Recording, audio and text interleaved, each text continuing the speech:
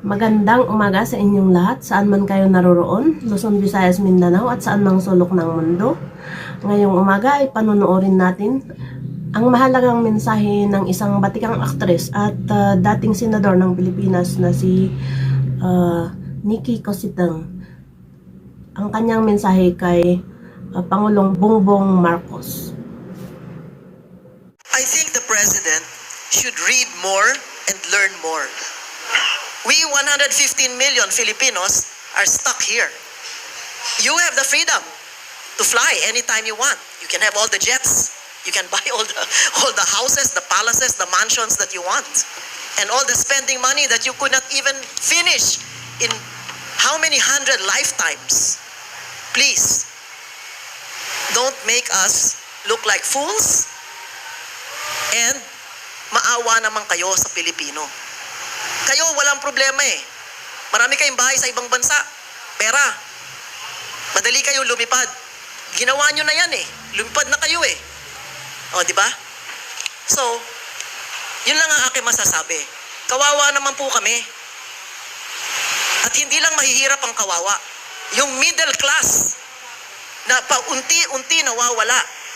Yung kanilang pinag-ipunan dahil lang naniniwala sila dito sa mga propaganda, sa mga trolls, sa mga TikTok, sa mga... Hindi po yan ang kailangan namin eh. Kasi binabaliwala ninyo yung suliranin ng taong bayan. Binabaliwala nyo, hindi nyo pinapansin. Yung may reklamo, wala lang, baliwala lang lahat yan. Kasi sayawan lang, party lang, sige, biyahe lang tayo, okay. Okay lang sana kung maunlad yung bansa natin. Ngayon, meron pang Maharlika Fund. Di ba? Nakita natin sa Sweden, sa ibang bansa, na lusaw lahat yung pondo. Ang daming mga pera ng GSIS, SSS o kung ano pa mang government institutions na ilalagay nyo dyan. hindi yan sarili nyong alkansya. Kaya mag-ingat po kayo.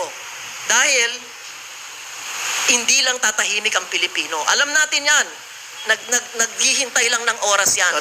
Remember that not all of us have an escape hatch like you do. We do not have billions of dollars stashed away somewhere. We do not have houses in other parts of the world that can be a safe haven for all of us. You cannot make logical, intelligent decisions if there's nothing, no facts, no figures between your brains, between your ears. Another point is that when you make decisions, please, it's the good of the country, it's for the next generation. Remember that not all of us have an escape hatch like you do. We do not have billions of dollars stashed away somewhere. We do not have houses in other parts of the world that can be a safe haven for all of us. So please read, learn, go back and find out what happened in history, because if you don't know it, or you don't want to know about it, then you're just bound to make the same mistakes or commit the same mistakes. So remember, we 115 million Filipinos are stuck here. You have the freedom to fly anytime you want. You can have all the jets.